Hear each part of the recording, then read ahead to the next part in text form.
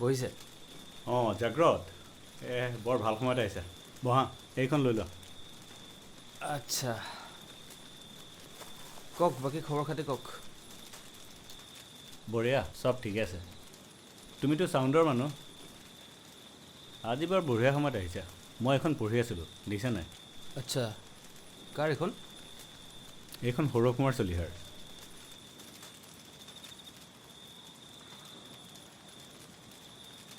এই গল্পটো তোমাক মই পঢ়ি শুনাই আছোঁ হা এইটো সৌৰভ কুমাৰ চলিহাৰ এটা মাষ্টাৰপিচ হয় বহুত দিন আগতে লিখা অল এবাউট চাউণ্ড ইয়াতে তুমি বৰ ভাল পাবা শুনি মোৰ চাউণ্ডৰ কথা আছেতো আৱাজ আচ্ছা গল্পটো পঢ়াৰ আগতে মই তোমাক কেইটামান কথা ক'ব বিচাৰোঁ ইয়াত শব্দৰ বিষয়ে সৰু সুৰা খুটি নাটি শব্দ বহুতখিনি কথা আছে সেই শব্দবিলাক টেক্সটত লিখি দিছে যদিও তুমি সেইখিনি ইমাজিন কৰিব পাৰিবা তেওঁ গল্পটোৰ আৰম্ভণিতে বাইবেলৰ এটা ৰেফাৰেঞ্চ দিছে তেওঁ বাবিলত ভাষাভেদ বুলি কৈছে এইখিনি আমি গল্পটোকে আৰম্ভ কৰোঁ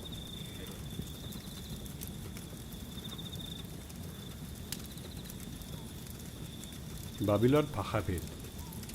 পূৰ্বে গোটেইখন পৃথিৱীত এক ভাষা এক মাত আছিল পাছে তাত ইজনে সিজনে কোৱাকুই কৰি ক'লে আহা আমি মানুহবিলাকে পূবফাললৈ গৈ গৈ চীনাৰ দেশত এখন সমথল পাই তাত নিবাস কৰিলে ইটা সাজি ভালকৈ কৰোঁ হওক তেতিয়া শিলৰ সলনি সিবিলাকৰ ইটা আৰু কৰালৰ নিমিত্তে এঠা মাটি হ'ল আৰু সিবিলাকে ক'লে আহা আমি নিজলৈ এখন নগৰ আৰু আকাশলংঘা এটা অতি ওখ ঘৰ নিৰ্মাণ কৰি আমাৰ নাম খ্যাতিমন্ত কৰোঁ হওক নহ'লে আমি গোটেই পৃথিৱীত ছিন্ন ভিন্ন হ'ম পাছে মনুষ্য সন্তানবিলাকে যি নগৰ আৰু ওখ ওখ ঘৰ নিৰ্মাণ কৰি আছিল তাক চাবলৈ জিহুৱা নামি আহিল জিহুৱাই কৈছিল চোৱা সিহঁত এক জাতি আৰু সিহঁতৰ সকলোৰে ভাষাও একে আৰু সিহঁতৰ কাৰ্যৰ এই আৰম্ভণ মাত্ৰ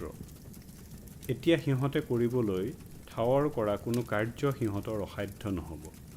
এতেকে আহা আমি নামি সিহঁতৰ এজনে আনজনৰ মাত বুজিব নোৱাৰাকৈ সেই ঠাইত সিহঁতৰ ভাষাৰ ভেদ জন্মাওঁগৈ এইদৰে কৰি জিহুৱাই তাৰ পৰা গোটেই পৃথিৱীৰ ওপৰত সিহঁতক ছিন্ন ভিন্ন কৰিলে আৰু সিহঁতে নগৰ সাজিবলৈ এৰিলে এই হেতুকে তাৰ নাম বাবিল ৰখা হ'ল কিয়নো সেই ঠাইত জিহুৱাই গোটেই পৃথিৱীৰ ভাষাৰ ভেদ জন্মালে আৰু তাৰ পৰা জিহুৱাই সিবিলাকক পৃথিৱীখনতে গোট কৰিলে আদি পুস্তক পবিত্ৰ বাইবেল পুৰণি নিয়ম